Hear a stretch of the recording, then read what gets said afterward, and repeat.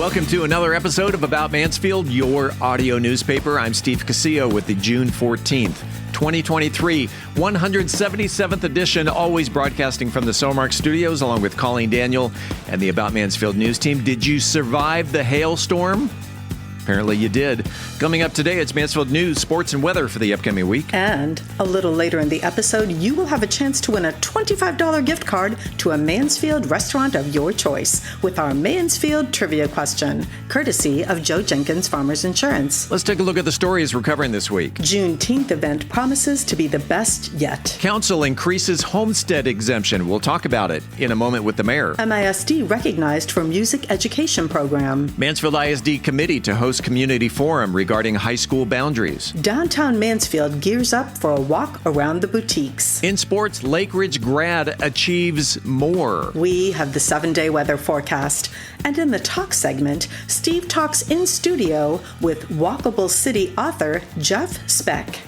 We are Mansfield's only source for news, talk, and information. This is About Mansfield. Hi, this is Paul Duncan with Trinity Roofing and Construction. There are over 7,500 roofers in the North Texas area, and when a major hailstorm blows through town, that number skyrockets with companies as far away as Montana. In the planning stages of re-roofing your home, it's normal for customers to ask questions such as, where are they based out of and how many years experience do they have roofing in North Texas? Trinity Roofing and Construction can answer each of these questions with confidence. As a family-owned, Mansfield-based business since 2011, Trinity Roofing and Construction recently received a Product Excellence Award by Owens Corning and are a Platinum Preferred Contractor with Owens Corning. Contact us today for a free, no-obligation video roof inspection. Rated A+ with the Better Business Bureau, Trinity Roofing and Construction. A Mansfield company, not only replacing roofs, but building relationships. Find us on the web at trinityroofingconstruction.com. That's trinityroofingconstruction.com. Hey, it's Steve Casillo. I want to take a second to tell you about Podcast Mansfield Recording Studio 3.0. It's where we record and produce the About Mansfield podcast episodes. What started out as an audio-only studio, Podcast Mansfield is now a full-service audio and video recording studio, complete with custom green screen backgrounds, 2 high-definition cameras, editing, mixing, and mastering capabilities, and we can also help market your podcast. Podcast Mansfield is home to such great locally produced shows, such as Wealth Building Made Simple, We Are TPM, and Wealth Think Tank Television, just to name a few. So whether you're a hands-on person or just need a place to record your podcast or need advice from concept to completion, Podcast Mansfield is here to help. Conveniently located on Heritage Parkway, just off of 287 right here in Mansfield, mention the About Mansfield podcast, and you get to record your first episode at no charge. For more information on starting your podcast, or if you're looking for a better place to record, Podcast Mansfield Recording Studio can be found on the internet at podcastmansfield.com. No matter your familiarity with buying or selling real estate, having an experienced, trusted advisor on speed dial is priceless. The Roger and Beth team of Century 21 Judge Fight is here to be that resource for you. Whether you're buying right here in Mansfield or your dreams are taking you elsewhere, we are ready to help you with turning that vision into a reality. To learn more, visit our website at homesinmansfield.com. That's homesinmansfield.com. Hi, this is Mansfield Chamber of Commerce CEO Lori Williams, and you're listening to About Mansfield. Welcome back to About Mansfield. This portion of the news is brought to you by Trinity Roofing and Construction. It's an annual event that started over 30 years ago as a community picnic, and it's grown into a citywide celebration for everyone. Steve caught up with one of the organizers of this year's Juneteenth celebration. With us on the phone is one of the organizers, Della Sapp. Welcome back to About Mansfield. Hello, Steve. Tell us about the upcoming Juneteenth celebration. Our Juneteenth this year will be downtown at the lot. It will be from 4 p.m. to 9 p.m. You do not want to miss it. We have some great performance. We got some kiddo games. We have our petting zoo. Just a lot of family, friends, barbecue, music, history. We're going to come together and we're going to try it at the lot. It'll be much cooler. So we're just looking forward to seeing everyone. Nice. Explain to the listeners who may not know the significance of Juneteenth. Let's talk about, from a Mansfield point of view, the importance or the significance of Juneteenth. Well, to me, Juneteenth, I can't actually speak for Ms. Brenda Norwood, who actually started doing the Juneteenth for the community here in Mansfield, Texas. As we know, Juneteenth is the second Freedom Day for Afro-Americans because it wasn't until Juneteenth in Galveston in 1865 that they got the news that they were free. However, over many, many years in the Black community, Juneteenth has always been celebrated in the backyards, front yards, parks, and everywhere else throughout the community. And as we say, and as we believe, we're not free until everyone is free. It's a day that everyone can use this day as a day of freedom and healing from all the police trauma, the killings, and the emotional and physical racism that goes on today. This is one day that we can all come together, lay down our differences, and we can read our history and know that it's not our fault, it's not their fault. We can come together and learn exactly what happened for Juneteenth in 1865, and just see that on that day when we became free, a lot of more people became free. You mentioned the name Brenda Norwood. It was, as I mentioned in the intro, 30 plus years ago that Brenda and her husband had started this. Of course. What took place at a local park has turned into really a citywide event. Well, yes, it has. I mean, Ms. Brenda Norwood did this thing for over 30-some-odd years with Juneteenth right there in McClendon, West Park. Did a phenomenal job and always, did all the free food, all the activity, everything was free. She decided a couple years ago that she was no longer going to do it on that level. And so it was going to fade away. So I happened to be at the city council meeting the night that it was announced. And I was really stunned because Ms. Brenda has always did this. And I know how important Juneteenth is to her. And I just didn't want to see it die. Yeah. So I went to the city and I asked Teresa Cohagen, what can we do to keep this going? And so she agreed with the conversation we had. And 3 years later, we're still going strong. So we're just praying that it continues to grow, that we continue to make Ms. Norwood proud. And, no one owns Juneteenth. It's a city event. It's for everybody. This coming Saturday, June 17th, 4 to 9 p.m. at the lot downtown, right there on South Main Street. It's huge. You can't miss it. Della Sapp, we'll see you there. Yes, sir. I'll be there looking for you. Since we last spoke, the Mansfield City Council has held 2 regularly scheduled meetings. The following opinions of those of Michael Evans may not necessarily reflect those of the Mansfield City Council. We say top of the morning to Mayor Michael Evans. Steve, I thank you so much. Thank you for welcoming me to the moment.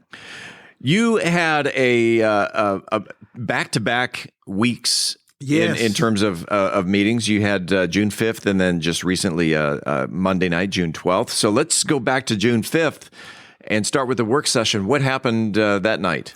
We began at 3 p.m. with a work session to discuss several items, including trash service options, as well as an ordinance for portable storage. And on all those, I would say to the listeners, y'all stay tuned because we might be looking at a change in regard to the vendors we use because, again, we live here in Mansfield. And when we saw just how high those prices were going to be with the other group that we're working with, who I will not name, we just all cringed. And again, we want to make sure that our folks aren't charged more than we think they should be charged. So that's where we are now. We stewards of our money. We better be stewards of the money. We have not made a decision yet, but it is coming. Stay tuned. But we definitely want to make sure we get the lower prices for our folks. In regard to the portable storage, we're talking about those pods. Some of them are being kept out in the front yards just a little bit too long. And discussed it again, of course, this past Monday. But we started talking about it on the 5th. I think we're going to be able to come back with something that most residents will agree with. and it'll again help the aesthetics of said neighborhoods. We moving into now 7 o'clock. The general session happened and started with awards. We presented the President's Volunteer Service Award to several members of our volunteer program in the volunteer community. This group of residents, they always rise to the occasion, and they just offer selfless service. So, hey, hats off to them and to those groups of individuals that did that. Looked like a pretty short meeting because awards right into consent agenda. What was on the agenda? All right, let's talk about the consent agenda. Council approved all 3 agenda items, including a resolution authorizing a change order and providing additional funds for the Lone Star, a 30-inch water line with Blue Star Utilities, LLC, for an amount not to exceed $84,637. And watch this, 11 cents. 11 cents. 11 cents. And we also approved the May 22nd regular City Council meeting minutes. And you're right, this moved quick because right after that, we moved to 2 new business items. Yep. The first being a discussion about possible change to Chapter 155.092, and that is landscaping and screening standards, primarily for our businesses in the industrial district. There's some discussion about whether our regulations are a bit too ardent, so to speak. And we're gonna keep talking about that because we do want some kind of screening up there on those buildings. But then at the same time, we don't want to be just overly, I guess the word is we don't want to go overboard. They should know what look I mean? Nice. Yeah, they should look nice. They should look nice. But then we want to make sure that we're taking care of our industrial partners. So I believe that we're going to find common ground in order to make that happen.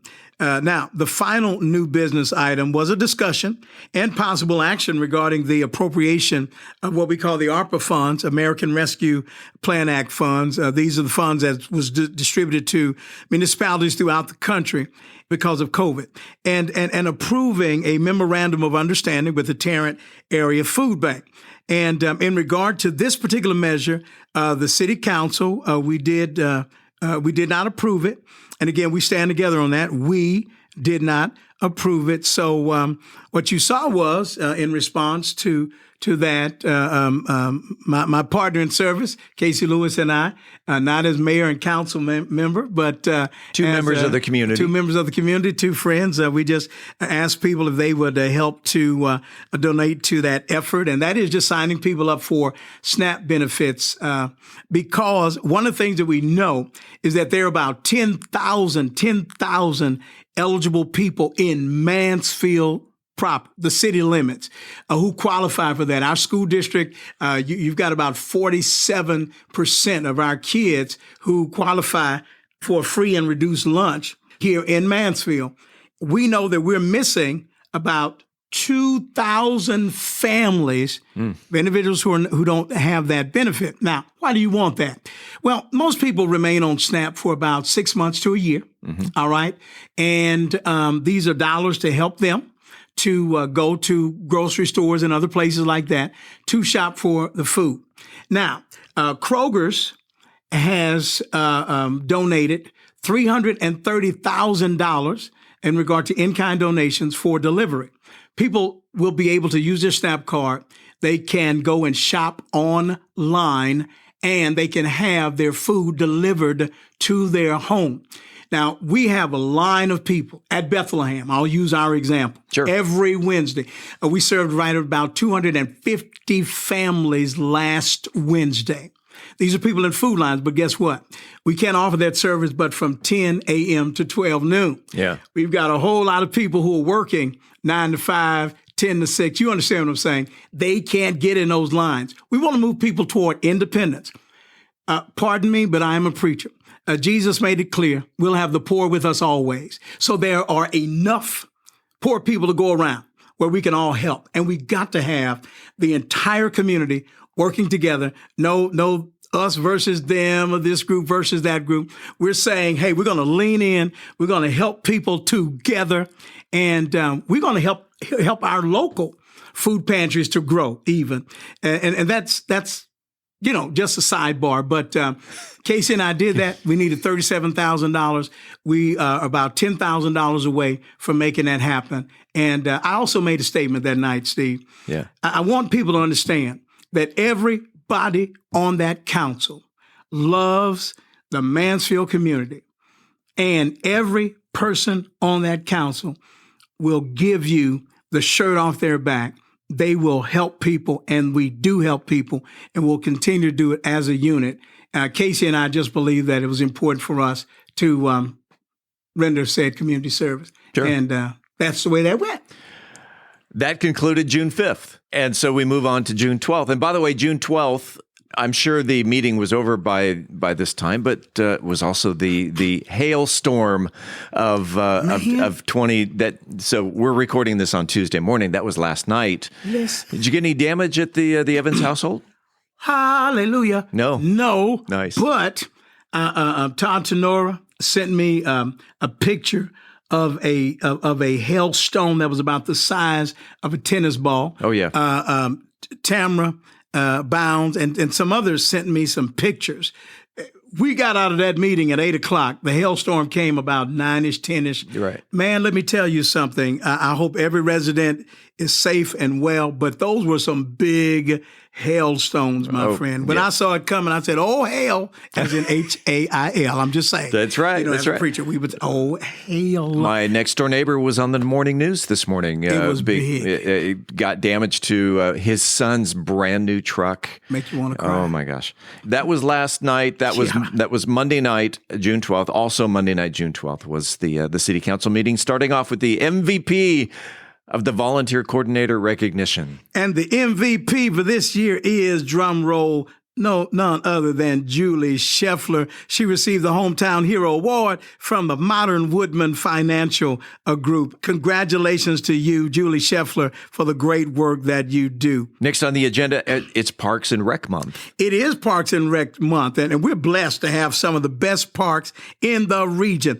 And I'm asking people, Steve, to take this month to explore all that Mansfield has to offer. We also use this time to thank the hardworking staff who keep our parks fun, accessible, and safe. Junior ROTC, they're a great group of people. They help mold our future leaders. They were also recognized. They were recognized. We appreciate always Sergeant Kenner and the Mansfield High School JROTC. They were with us on last night. Let me tell you something. These young people marching through sunshine and rain, over 5,000 cadets showed up on the drill pad to display their fitness and teamwork in Daytona Beach, Florida. And let me tell you something. These young people continue to put Mansfield on the map. Tell me about Council of the Year. Yeah, also in this meeting, the City Council took time to celebrate its recognition as the Texas City Management Association's Council of the Year for 2022. And I know that I speak for the council when I say that we are honored to serve on the behalf of the citizenry of Mansfield, Texas. Thank y'all for allowing us to serve you, and we appreciate you. You had some good news because I know the council loves to help the residents save money. Guess what? We were able to finalize just where the council increased the homestead exemption from 12% to 14%.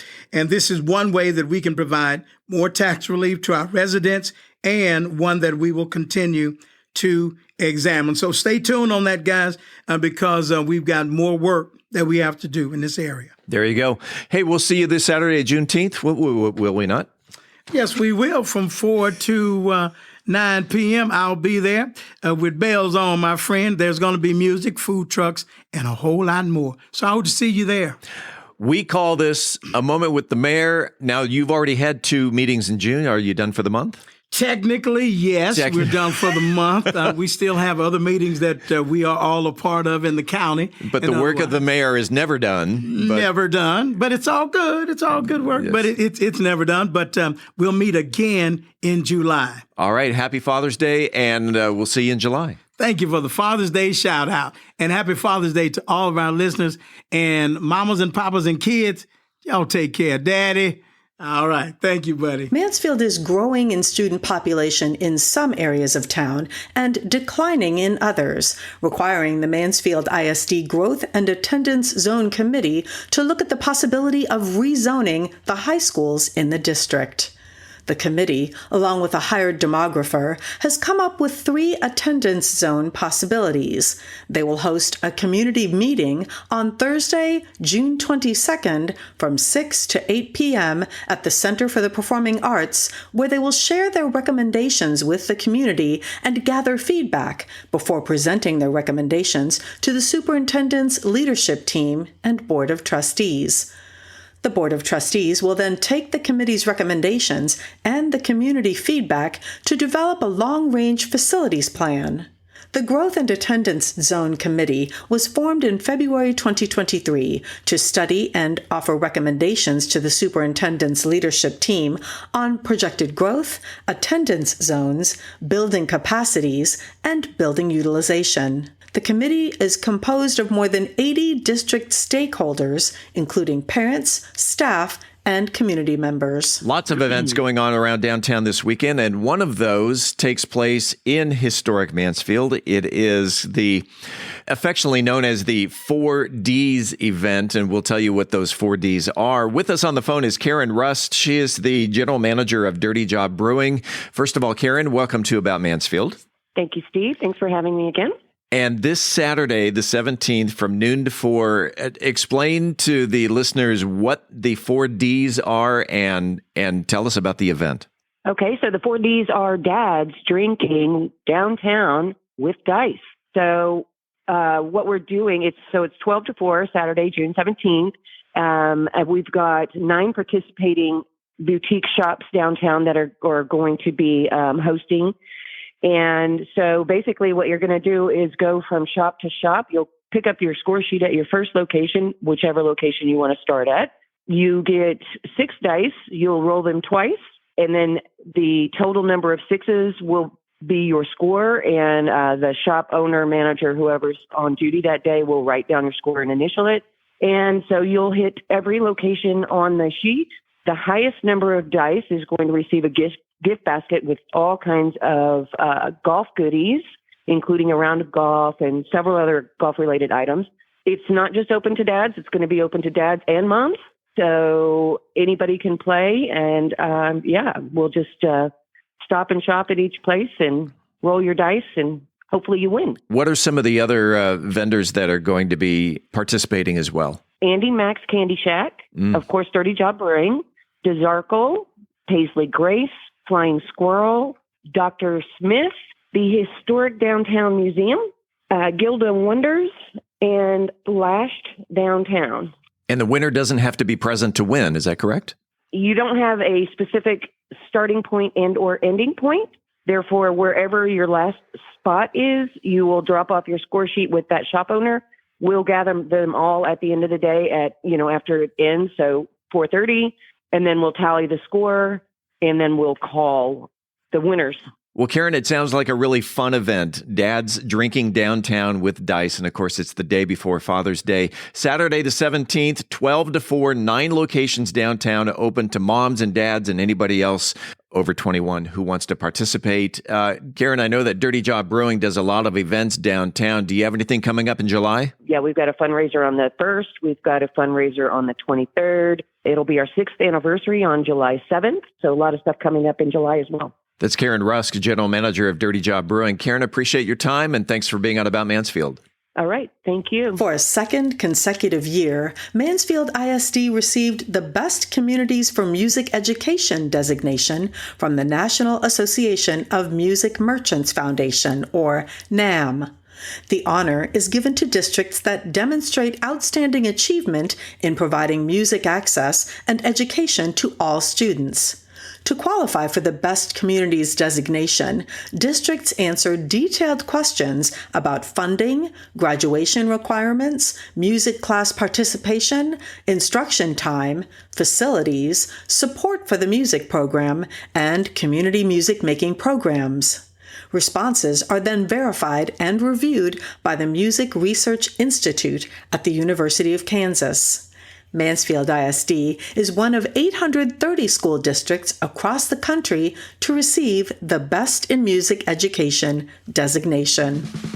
In sports, she keeps on ticking. We're talking about Lake Ridge grad and Olympic triple jumper Jasmine Moore, who broke the third collegiate record of her career last week in Austin at the NCAA Outdoor Championships. Moore posted a jump of 48 feet, 6 inches, a new outdoor triple jump record, and the second best jump in the world this year. Moore now holds the collegiate record in the indoor long and triple jump and the outdoor triple jump. As a Florida Gator, Moore has claimed 4 straight triple jump titles. If you have a comment about the show, the good, the bad, the ugly, whatever's on your mind locally, you can reach out to us by voicemail at 817-435-2938. Again, that's 817-435-2938.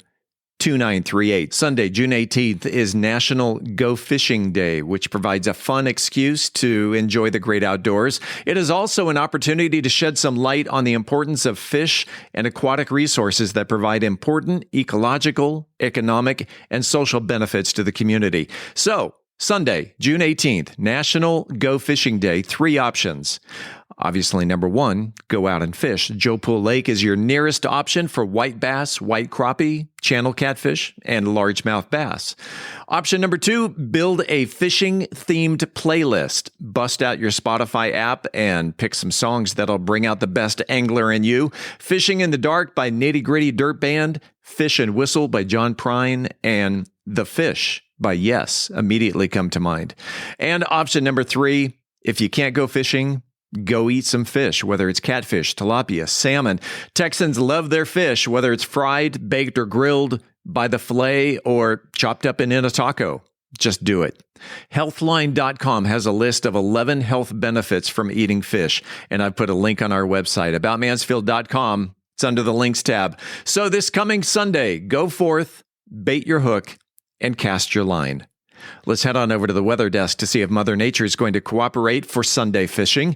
With the forecast for the upcoming week, here's Colleen. Mother Nature's idea of fishing this coming Sunday seems to involve a lot of heat. So if that's your idea of a good day fishing, you're good to go. Let's take a look at the weather for the next 7 days in Mansfield, Texas. We knew this was coming. The gates of hell are indeed opening starting this weekend. We're looking at a high of 91 degrees Wednesday, 101 degrees Friday, 101 degrees Sunday, and 103 degrees Tuesday. Coming up after the break, we turn the page to the features section. Ready to dip your toes in the water? The world's largest swim lesson is coming to Mansfield. We'll talk about it in Methodist Mansfield News to Know. You've decided you want to buy a house. Congratulations! Now, why doesn't your real estate agent just show you all the houses you like? We're going to talk about the pre-approval today on the Mansfield Real Estate Report. In this week's Cocktail of the Week, I'll be talking about a cocktail that might have you under the table and dreaming. We are Mansfield's only source for news, talk, and information. I'm Colleen Daniel, and this is About Mansfield. This portion of the news was brought to you by Trinity Roofing and Construction. The housing market is evolving as interest rates rise to meet inflation. Speculation abounds as to what the future may hold. Do you have a trusted advisor? The Roger and Beth team at Century 21 Judge Fight should be your first call in all matters concerning real estate and the market. We specialize in residential real estate for both buyers and sellers. With industry partners across North America, our resources and expertise can turn the home you've been envisioning into a reality. Visit our website at homesinmansfield.com to learn more. That's homesinmansfield.com. I'm Philip Washington, Chief Investment Officer of Stonehill Wealth Management and host of the Wealth Building Made Simple podcast. First book I read in college was Rich Dad, Poor Dad, and it changed my life. And since then, I've read tons and tons of books on money. And what I've done is taken those lessons, simplified them, and I talk about those lessons on my podcast, Wealth Building Made Simple. So come hang out with us. We're on every major platform, Apple Podcasts, Spotify, and on YouTube. Wealth Building Made Simple. Congratulations to Diana Medell, who was the first person to correctly answer last week's Mansfield Trivia Question. What are the latitude and longitude coordinates for the intersection of Broad and Main Streets in historic Mansfield? Google Maps could have helped you out in knowing that it's 32.56353 by negative 97.14202. Diana has won a $25 gift card to the restaurant of her choice. When we come back, this week's trivia question. This is About Mansfield. Hi, this is John with Pool Aid, your local pool care specialist. With the exceptional amount of rain that we've experienced so far this year, spring is a vital time to clean pool filters, skim leaves and debris, and keep skimmers clean to ensure proper circulation as well as keep your pool sweep in good working condition. If you have any questions or concerns or need a certified professional to help keep your pool safe and clean, visit us on the internet at poolaid.net. That's poolaid.net. We're here for you. At Methodist Mansfield Medical Center, we've been caring for our home team for over 15 years. Today, you'll find award-winning physicians on the medical staff, advanced neurosurgery, a level 3 trauma center, critical care for newborns, and comprehensive orthopedic care. Methodist Mansfield, delivering the care our friends, neighbors, and home team depend on. That's community, and why so many people trust Methodist. Hi, this is Joe Jenkins with Joe Jenkins Farmers Insurance, specializing in auto, home, commercial, and life insurance. I was born and raised here in Mansfield, Texas. We're active in the community, and Mansfield's a town we really care about. Our office has over 30 years experience in the insurance industry, and we're passionate about what we do and about customer service. For a free quote, please visit our website at joejenkinsinsurance.com or give us a call at 817-472-6058. Once again, that website is joejenkinsinsurance.com. It is time right now, this very second, for the highly coveted, wildly popular About Mansfield Trivia Question. If you are the first person to email the correct answer to trivia@aboutmansfield.com, you will receive a $25 gift card to a Mansfield restaurant of your choice. It's brought to you by Joe Jenkins Insurance. Whether you're looking for homeowners, auto, commercial, or any other type of insurance, Joe has helped Mansfield area residents understand the insurance coverage that best fit their needs since 2010. You can find him on the internet at joejenkinsinsurance.com. By the way, Joe has been sponsoring the Mansfield Trivia Question for one full year, and we thank him for his support. And as I say every week, not every winner submits their answer on Wednesdays. So if you're listening on Thursday, Friday, Saturday, whenever, give it a shot. You might be taking home a $25 restaurant gift card. Let's get to this week's question, Colleen. Well, Steve, the city of Mansfield has just one zip code, 76063. But with Grand Prairie, Arlington, and other municipalities bordering Mansfield, we are surrounded by 11 zip codes. This week's trivia question is, can you name the 11 zip codes that border Mansfield? Email your answer to trivia@aboutmansfield.com. Again, can you name the 11 zip codes that border Mansfield? Good luck, and thanks to Joe Jenkins Insurance for the gift card. Hello, this is Tracy Hackler from the Texas Roadshow, and you are listening to About Mansfield. Welcome back to About Mansfield, your audio newspaper. Let's open up the features section. Angel Biasatti has the episode off this week with Methodist Mansfield News to Know, and filling in for Angel is the Trauma Program Manager for Methodist Mansfield Medical Center. Her name is Tamara Jones. She's on the phone with us. Tamara, welcome to About Mansfield. Thank you so much for having me. Today's topic, the world's largest swim lesson. Tell us about it. So it will happen on June the 22nd. We will be there from 9 to 10 as the park opens. And it will be at Hawaiian Falls, which is at 490 Heritage Parkway here in Mansfield. We're going to be promoting swim safety. Josh the Otter will be there, and he will be meeting all the kids, and we'll be passing out beach balls to the first 100 people. We'll also be giving out some coloring books and some colors, and we'll be talking about swim safety tips. Again, June 22nd, what are the hours of the world's largest swim lesson? I think that they will go from 9 to noon. Is this going to be a Guinness World Record, or is this just the name of the program? That's a good one. It is just the name of the program. I think this is something that Hawaiian Falls is doing. They just ask us to participate. We're going to give some safety tips. The Hawaiian Falls lifeguards are going to demonstrate some tips, and then we're just going to visit with the parents and tell them exactly to, watch their kids, make sure somebody's always watching, and those kind of things. I think it's kind of obvious to parents, but to those that it's not, especially those that have little kids or maybe even little grandkids.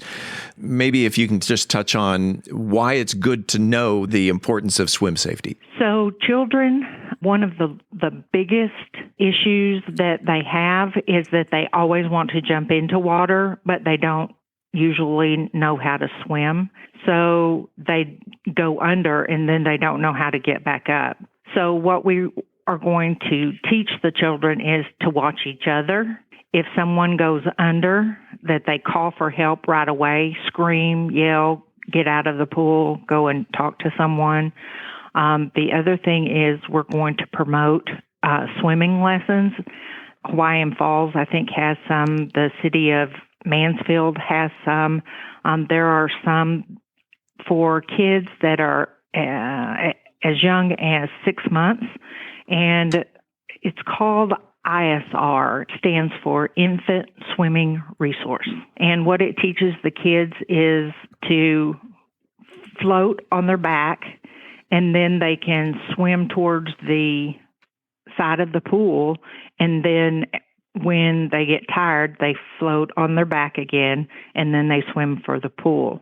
One of the things that they have to do to graduate is that they have to jump in with all their clothes on, because that's usually what happens. They're chasing a ball, or, they're just not paying attention, and they just accidentally fall in the pool. And when they have all their clothes on, then that teaches them that it's going to be more difficult than with them just having their swimsuit on. Swimming lessons helps them learn how to float. It helps them learn how to swim a little bit. We don't ever want them to go in the deep end, so want them to stay in the shallow end. A lot of times they may not know where that is. That comes with, parents, siblings that are older helping them with that. But we really want to promote safe swimming. So to recap, the world's largest swim lesson, it takes place at Hawaiian Falls, June 22nd, 9 a.m. to noon. It's right there at Heritage Parkway at 360. You can't miss it because, we've all been there. And it's summertime, so get out there, learn some swim safety. With Methodist Mansfield News to Know, Tamara Jones, thanks for being with us. Thank you. That's Tamara Jones filling in for Angel Biasatti with Methodist Mansfield News to Know. Realtor Beth Steinke is here to talk about the importance of getting pre-approved in the Mansfield Real Estate Market update. You've heard me mention pre-approvals on previous episodes of the podcast. Today, I want to break down a few of the reasons why this is such a critical piece of the home buying puzzle. I can't tell you how many times in the early days of my real estate career, perfectly wonderful homebuyers would connect with me and ask to see homes. We'll call them Joe and Susan. It seems that everyone wants to go shopping first before checking to make sure they have the ability to buy. And Joe and Susan were no exception. They both had great jobs, very professional, go to the lake every weekend, certain of their price point and their ability to buy, looking in the Walnut Creek area. I mean, they're your average Mansfield, Texas homebuyers, right? But home buying isn't like window shopping. I'll explain why, so stay locked in with me. You see, Joe and Susan didn't protect their credit. It wasn't important to them at the time. And it turns out it would be 6 to 12 months before they would even be able to consider making an offer. Of course, this was after I had spent several Saturdays away from other buyers and even done a second showing on a house they really loved, only to find out they weren't really buyers at all. Now, they will be buyers one day, and that's great. I would follow up with them every so often, make sure they're okay, as they slogged through the pain and difficulty of trying to bring up their credit scores in the hopes that one day they would actually buy a home through me. After all, I've already invested so many hours of work, so I had to have hope. Joe and Susan just wanted to buy a house, and to them, the most important first step was to start seeing homes. But what really happens when we skip the "are you actually able to buy" step? I have a lot of empathy for buyers that want to see houses. In fact, I will likely show you 1 or 2 homes as we get to know each other and assess what your needs are, how motivated you are to buy, what your timeline looks like, and if you're a real buyer or just a tire kicker.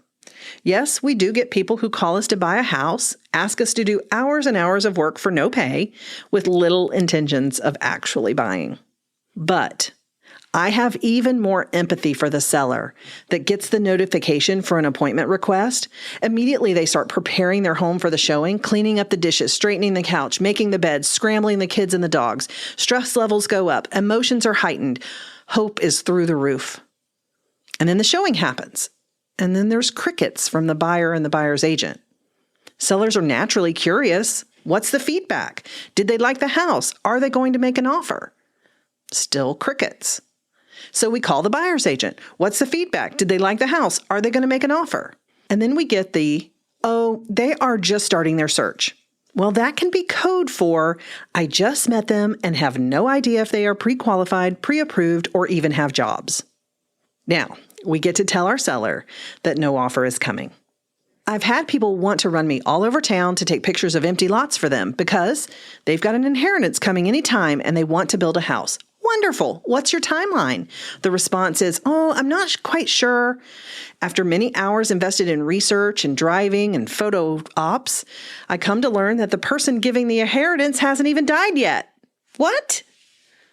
I know you think I'm joking, but these are 100% true stories.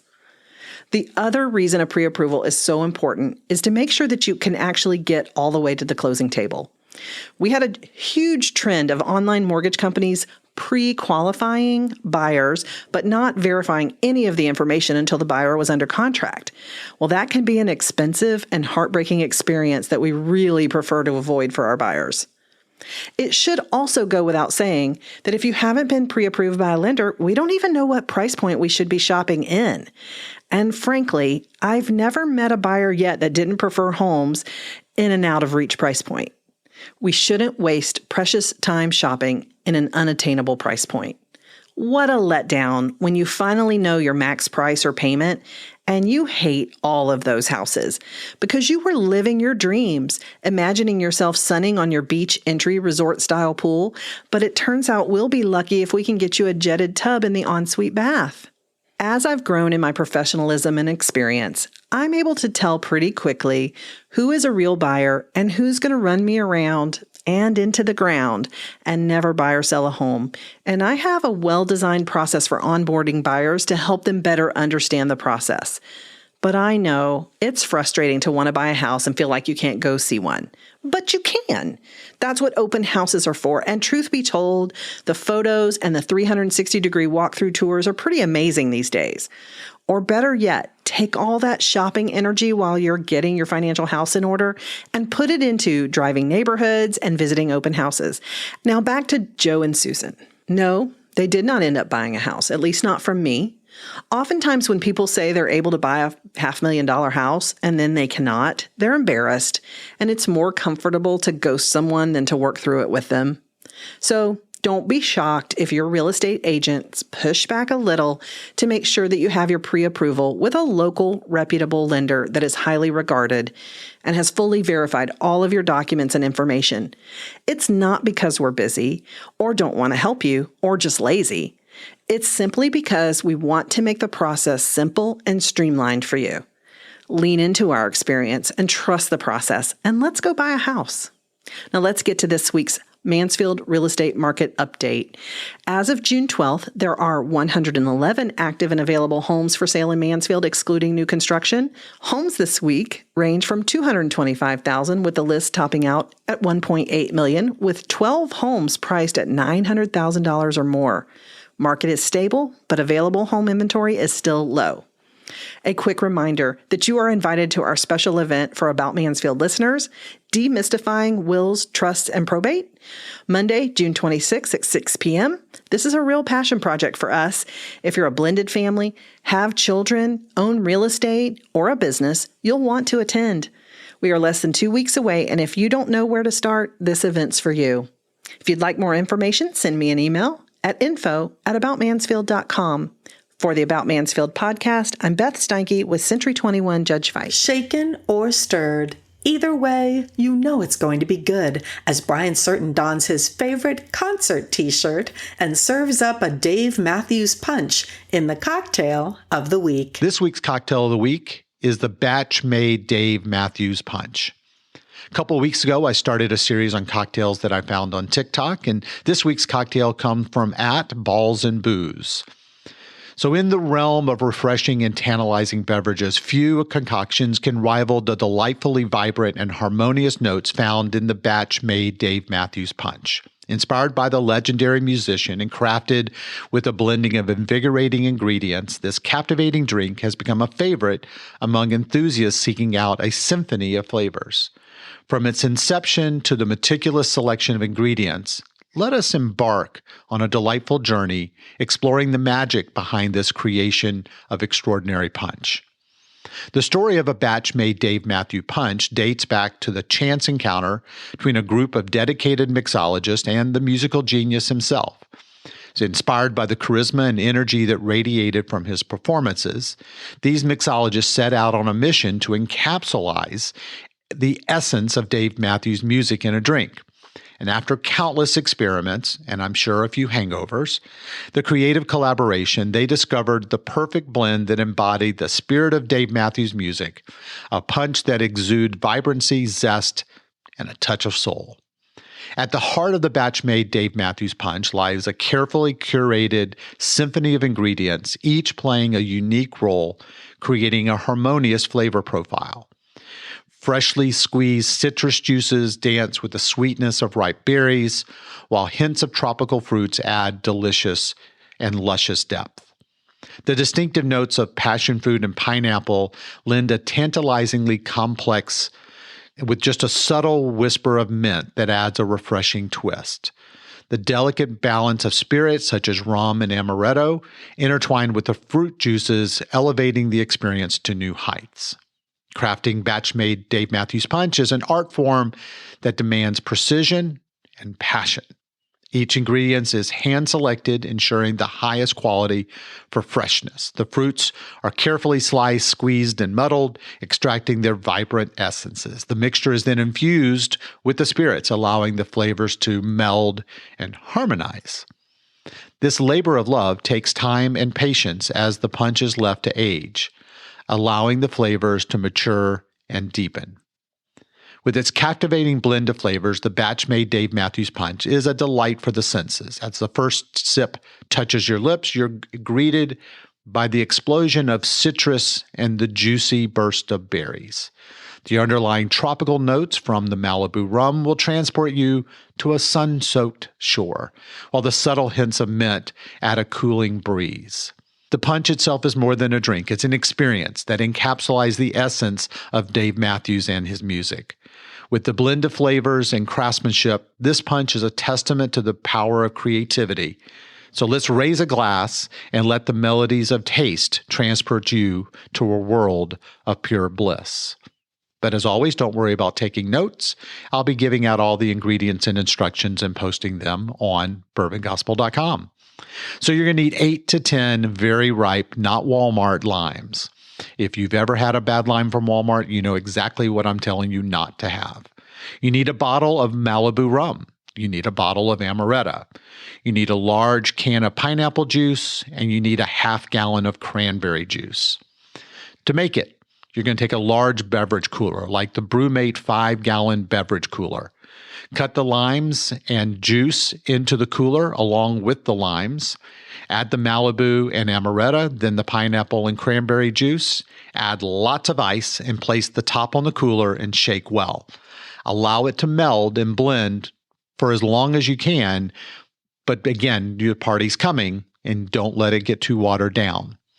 When you serve the drink, serve it with some sprigs of mint and with orange wheels. As I always say, I love to hear from my listeners. So reach out to me and give me your take and your input. Tell me how Dave Matthews changed your life, just like he changed mine. You can reach me at brian@bourbongospel.com. And until next week, as Mark Twain said, too much of anything is bad, but too much whiskey is barely enough. Reporting for the About Mansfield podcast, I'm Brian Certain. Hello, I'm City Manager Joe Smolinski, and you're listening to About Mansfield. Welcome back to another segment of About Mansfield. I'm Steve Casillo as we make the transition from news to talk. And in the studio today, my guest he's an acclaimed urban planner. He's an author. He's a speaker known for his expertise in creating walkable cities. And we're going to find out exactly what a walkable city is. With a background in city planning and architecture, he has dedicated his career to transforming urban environments into more livable, sustainable, and people-centric spaces. His influential book called Walkable City has become a go-to resource for urban planners and policymakers seeking to improve the quality of life in cities worldwide. We welcome, and it is an honor to say, welcome to About Mansfield, Jeff Speck. Thank you, Steve. It's nice to hear a bio of myself that I didn't write. You didn't? I don't know who wrote that one, but it's pretty good. I'm not going to tell you on mic who wrote that, but I will tell you afterwards. Wonderful. All right. Thank you for having me. So for the benefit of our listeners, let's start with, what is an urban planner? That's a good question. Yeah. There's actually a license. So I'm a certified city planner, but my training was almost entirely in architecture. Okay.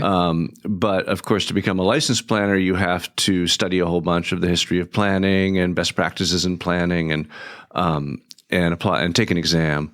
But in fact, I would say about half the people who are practicing planning in the U.S. aren't certified, and it doesn't really matter all that much. An urban planner is someone who, it's funny because there's all kinds of planners. There are planners who can't draw. There are planners who focus on policy. There are planners who focus on equity. There are planners who, determine such things as how to provide more housing or how to connect housing to transportation, which is so important. Mm-hmm. I would characterize myself more as an urban designer, which means I'm trained as an architect and I'm very focused on design and on the shape of spaces. And since so many of the places I work have a lot of questions about policy and questions about housing and questions about transportation, I've made an effort to become expert on those. But I focus mostly on the physical attributes that make places successful or less successful.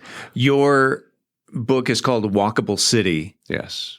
And so that is the focus pretty much nowadays of what in fact, your TED Talk was about walkable cities and explain the concept of a walkable city and why it's important to a city. Well, I use the term city loosely, although I don't think it scares anyone in Texas because you have cities with like 20 people in them, right? Oh, yeah. Anything in Texas is a city.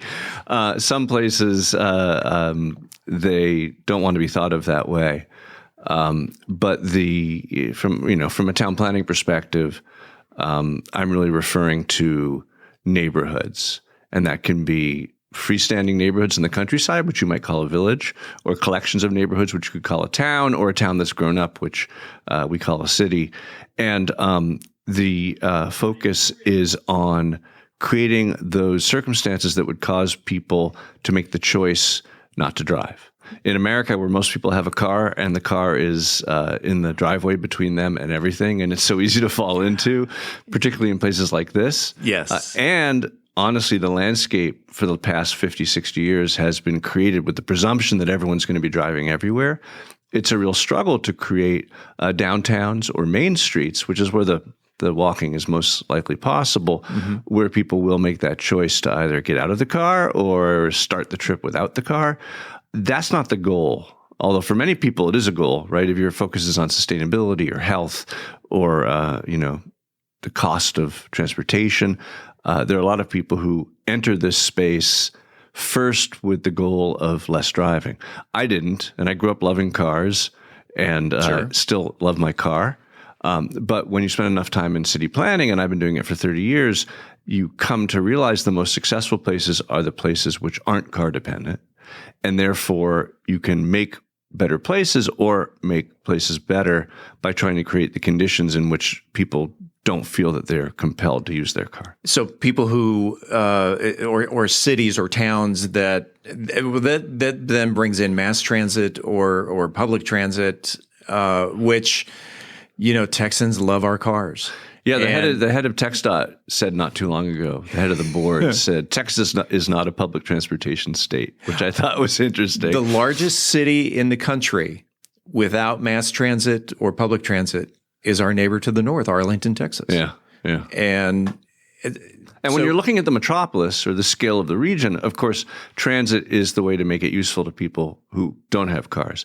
But when you're looking in a neighborhood or local community, whether you're building a new one, which certainly there are like 3 or 4 new communities on the boards for Mansfield itself that I've seen proposals for, or when you're looking at a historic center of a city like in downtown Mansfield, there's the opportunity that people could have to inhabit these places, spend most of their time there, still use the car perhaps to get to work, sure, or for those special trips to the university or to the hospital or other things that are more regional in scale. But, for cat food or for daycare or for the ball field, these are things that should be close at hand and you shouldn't need to drive to. When you say walkable city, the first city that immediately came to mind was Paris. Sure. Where, first of all, every Parisian, and they've got the really rich desserts of creme brulee, and you're thinking, oh my gosh, why aren't these people 400 pounds? Yeah.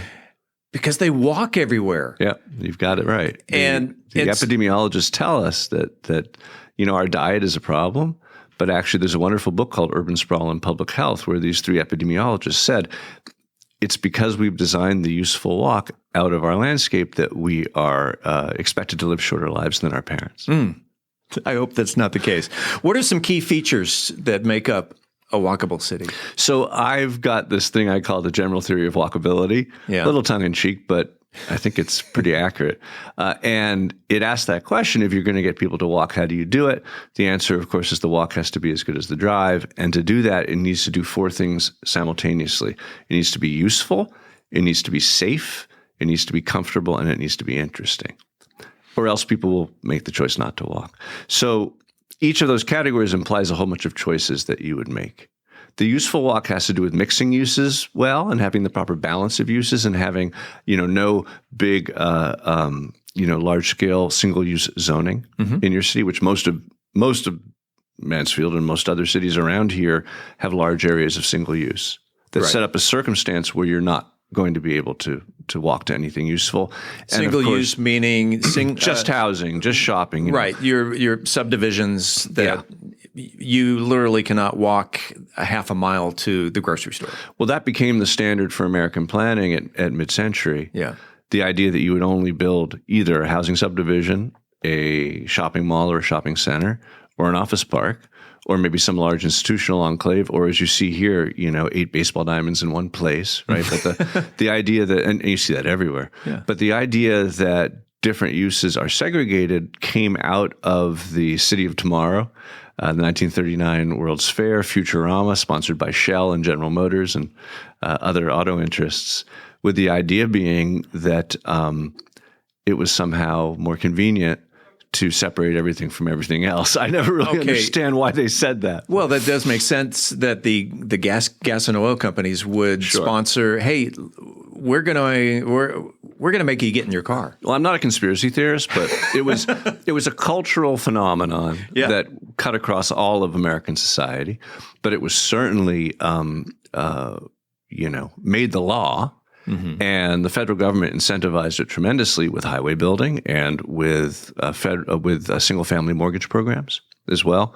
So people say, oh, Americans voted with their feet. But no, there were very powerful incentives.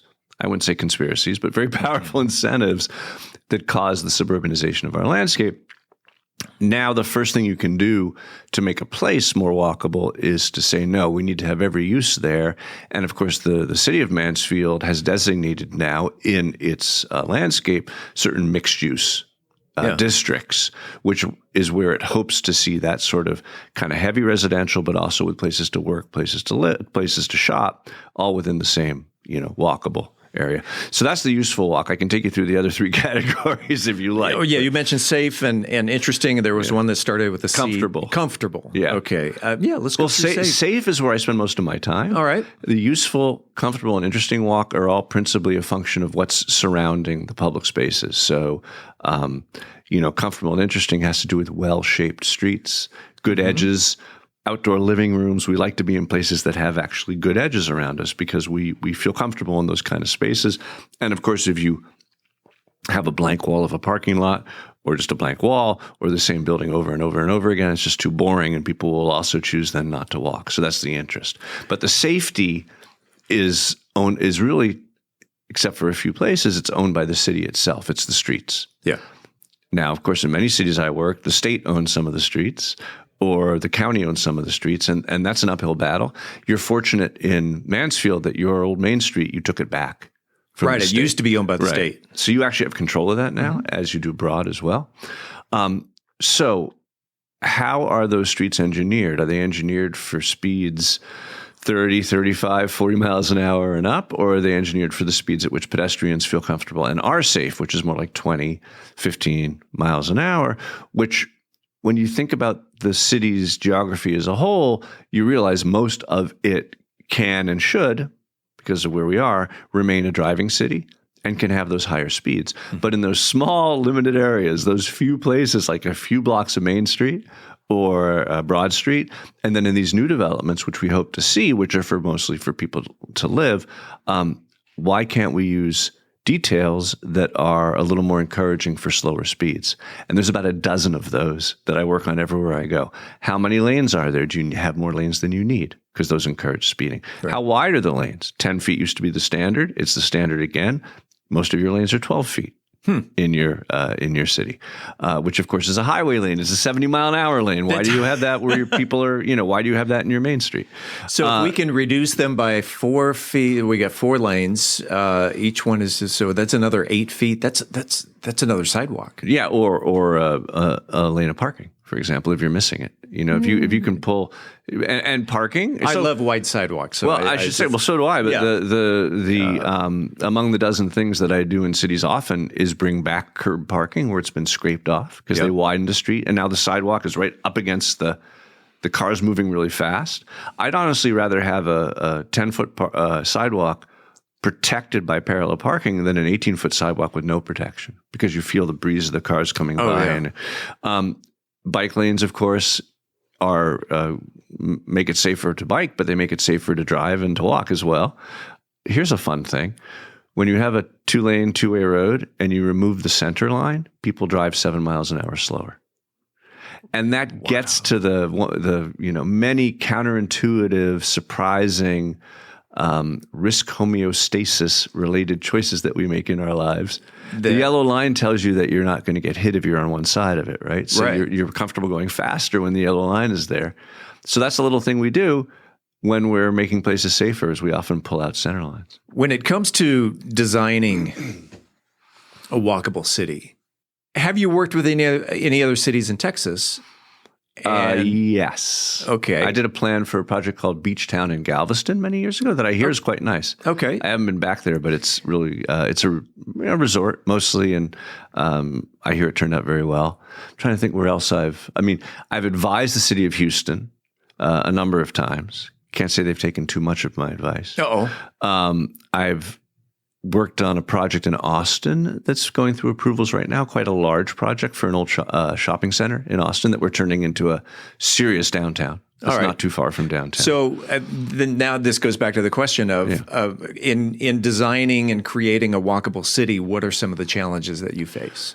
The typical challenges, it used to be hard to get around the zoning. Like when I started doing this 30 years ago, city planners and planning officials and government officials didn't really, they hadn't yet learned about this whole concept. Yeah. And they didn't understand necessarily why it made sense to change, modern single-use zoning and planning into something more traditional, which is what we do is.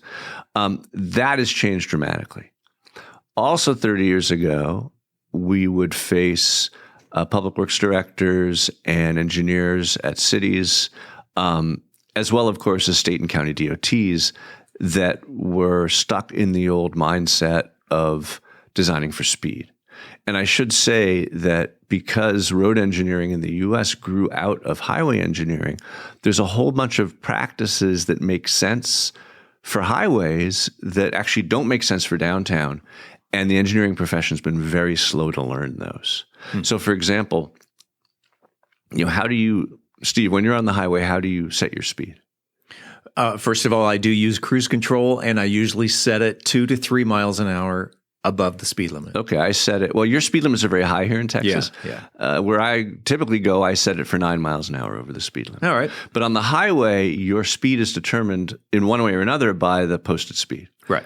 On a local street, that's entirely not the case. I mean, you might notice a speed limit sign, but chances are you're setting your speed based on all these environmental cues that make you feel safe or dangerous driving at a certain speed. So those cues include some of the things we talked about: the number of lanes, the width of the lanes, the presence of parallel parking, the presence of bike lanes, the presence of trees, which actually statistically make roads safer because people drive more slowly when there are trees around. Okay. And a bunch of other things like center lines, as I described. The way that most engineers still design downtown streets is with forgiveness. And forgiveness is exactly the right approach when you're designing a highway. Because if the speed is a constant, then anything you can do to remove friction is going to make things safer. Wider lanes, no trees, no opposing traffic, one-way traffic, big, long swoops, fewer intersections. All the things that make highways safer actually make downtowns and places with people in them more dangerous because people go faster. And so the principal resistance that we used to get and get less of now, but it is still the main thing to work through when I'm doing a plan, is from old school engineering. How do you change the mindset of a population, whether it's a town of 80,000 or a city of 800,000, that hey, things are going to change. Data. Okay. This is why I go all over the country and the world. Last week I was in Mexico. Yeah. In 2 weeks I'll be in Japan. I go all over and I give, not that they really need me in Japan, but they seem to want me to lecture there. And I give lectures about what we've learned from, many decades of driving and designing around driving. And people seem to respond to evidence. So let me give you an example. Okay. When you have a 4-lane road, it can handle about 20,000 cars a day. And it's very dangerous because the left turn lane, I'm not talking about a 5-laner, with a extra turn lane. I'm talking about a classic 4-laner, which in New England, where I'm from, we have those everywhere. Older places, like less Sunbelt-y cities, a typical street you'll find is a 4-lane road, but also in the West. When you have a 4-lane road, it handles about 20,000 cars per day, and it's very dangerous because there's that other lane. So, you try to take a left, one car stops, the other car doesn't. You try to cross the street, one car stops, the other car doesn't. When you take that 4-lane street and you make it a 3-lane street, so you turn the center turn lane, you turn the 2 center lanes into a center turn lane, not a suicide lane. You're not supposed to be on it for any length of time. Right. But there's a left turn, and maybe it's interrupted by a median now and then, right? But it's collective lane for left turns. That gets you an extra 11 feet or so out of the road. You can put 2 bike lanes in, or you can add parking or do something else. The number of collisions usually drops by about half, which isn't surprising. The number of cars that the road handles, what we call the throughput, stays at 20,000. Does not drop. Now, see, I mentioned our friends up in Arlington. They have a major thoroughfare, Cooper Street, and Cooper Street was, I think, 3 and 3. They did have a center turn lane, but because the speed limit, or maybe it was 2 and 2 with a center lane. Speed limit was at some points 55 miles an hour. And people were getting in accidents going from the turn lane, turning into oncoming traffic. So they actually put in They probably removed 2 lanes. No, they removed they removed the middle turn lane and put in a median. Kind of a shelter for turning. Exactly. And then did that help? About every quarter mile, they put in a turn lane. Okay. Yeah. Yeah. And which was actually, I think it did help that because, it was Russian roulette when you just all of a sudden you're driving down and then you pull into that middle lane and you've got people coming at you. Well, if the speed limit is 55, They're doing 60, 65. And what I find is, now obviously there's some roads where the volume is high enough where it needs to be 4 lanes or 5 lanes. Yeah. Actually, I would never do a 4-laner because a 3-laner is just as good. I would never do a 6-laner because a 5-laner is just as good for the reasons I said. When you have that shared turn lane, ideally with medians in between turns, then you are getting just as much efficiency as if you had 2 extra lanes. Right. So there's no volume benefit for that even numbered extra lane. Does that go along with freeways too? Because that seems to be, well, the ideal freeway, you don't have left turns at all, right? You have controlled intersections. Meaning that all right, you've got a 3-lane freeway, then all going the same direction, and then all of a sudden there are too many cars, so we're going to widen it to 5 lanes. But by the time 5 lanes opens, it's still a problem. Well, that's a whole nother conversation. Has nothing to do with walkable cities. It has everything to do with it. And I'm always talking about the concept of induced demand, and how in congested systems, the principal constraint to driving is congestion. Right. And that's the one kind of sentence you need to learn if you're talking to folks about widening roads in response to congestion, which never works. So the poster child for that is the Katy Freeway in Houston. Oh my gosh. I think it was the widest highway in the world. Yeah. I think China's got it beat now, but they're working to fix that. But the experience in Texas and California, in Massachusetts, everywhere, is that there may be reasons to widen a road, but congestion is not one of them. Because when you widen a road due to congestion, you remove the traffic that was limiting driving and people just drive more.